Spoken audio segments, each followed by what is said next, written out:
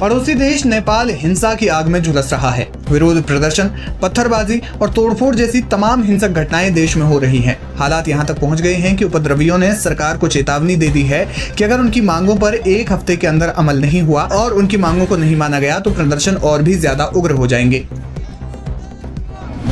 उनकी मांगों में प्रमुख बिंदु है नेपाल को फिर से हिंदू राष्ट्र घोषित किया जाए, नेपाल में 1991 का संविधान फिर से लागू किया जाए और संविधान में संशोधन किया जाए ताकि पुराने कानूनों को वापस लाया जा सके।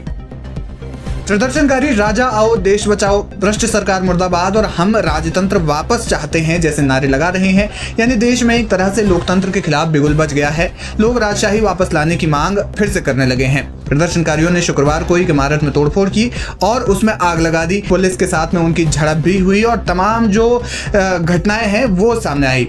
इस प्रदर्शन में करीब 40 से ज्यादा नेपाली संगठन शामिल हुए। राजशाही आंदोलन के प्रणेता नवराज सुवेदी हैं जो इस आंदोलन का नेतृत्व कर रहे हैं। उनका एक ही लक्ष्य है नेपाल में राजतंत्र बहाल करना। कहा जा रहा है कि नेपाल की जनता राजा ज्ञानेंद्र शाह को एक बार फिर से राजा के तौर पर देखना चाहती है, जिन्हें देश में हिंदू हृदय सम्राट भी कहते हैं। लेकिन सवाल यह है कि एक शालीन लोकतंत्र वाले देश में राजशाही की मांग क्यों हो रही है।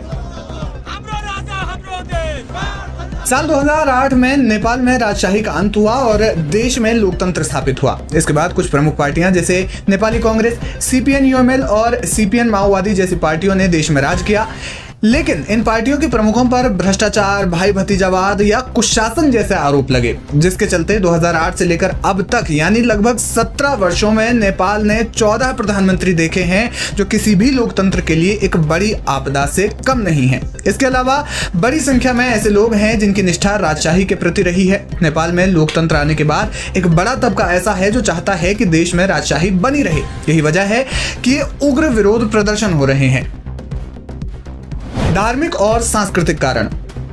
राजशाही के पक्ष में आवाज उठने का एक कारण देश का कुशासन ही नहीं बल्कि इसका एक पहलू धार्मिक और सांस्कृतिक भी है। नेपाल एक समय में दुनिया का इकलौता हिंदू राष्ट्र था जो लोकतंत्र आने के बाद धर्मनिरपेक्ष राष्ट्र बन गया। रिपोर्ट्स के मुताबिक देश की आधी आबादी अब भी नेपाल को एक हिंदू राष्ट्र के रूप में देखना चाहती है। इसका कारण ये है कि नेपाल में राजा को हिंदुओं और हिंदू धर्म का संरक्षक माना जाता था। यही वजह है कि देश अब भी पुरानी परंपराओं के बेहद करीब है। हालांकि सवाल यह है कि जिस राजशाही शासन को नेपाल की जनता ने खुद उखाड़ा था, उसी राजशाही को वापस लाने की मांग क्यों की जा रही है। जानकार मानते हैं कि लोकतांत्रिक नेपाल में जनता असहज महसूस कर रही है। लगातार सत्ता परिवर्तन हो रहा है जो किसी भी देश की स्थिर राजनीतिक व्यवस्था के लिए सही नहीं है। इसके अलावा देश में बेरोजगारी एक बड़ा मुद्दा बना हुआ है। हाँ, नेपाल के राजा ज्ञानेंद्र के शासन में कुछ समस्याएं जरूर थी, लेकिन कहा जा रहा है कि नेपाली जनता ने उनकी गलतियों को भुला दिया है और वे फिलहाल सरकार से नाखुश हैं, जिसकी वजह से राजशाही की मांग तेज हो गई है। बड़ी बात यह है कि नेपाल के पूर्व राजा ज्ञानेंद्र पर 9 लोगों की हत्या के आरोप हैं। हालांकि यह हत्याकांड अभी भी विवादास्पद है। कुल मिलाकर नेपाल में राजतंत्र की मांग तेज हो गई है और इसी वजह से ये प्रदर्शन भी हो रहे हैं जो आने वाले दिनों में और तेज होने की आशंका है, जिसका खामियाजा जाहिर तौर पर देश को तो भुगतना ही पड़ेगा। लेकिन माना जा रहा है कि नेपाल की सरकार पर ज्यादा भारी पड़ सकता है, क्योंकि नेपाल में हमेशा से एक अस्थिर राजनीतिक व्यवस्था रही है।